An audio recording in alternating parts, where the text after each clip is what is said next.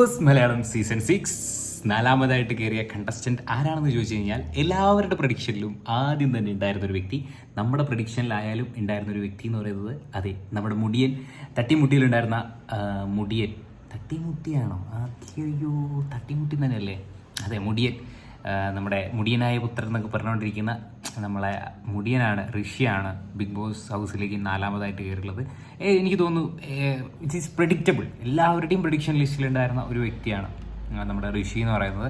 So എന്തായാലും ഋഷി ഫാൻസൊക്കെ big boss Malayalam season 4 ഉണ്ടാവുമോ ഇല്ലയോ എന്നൊക്കെ കണ്ട് അതന്നെ അറിയിട്ടിരിക്കുന്നു.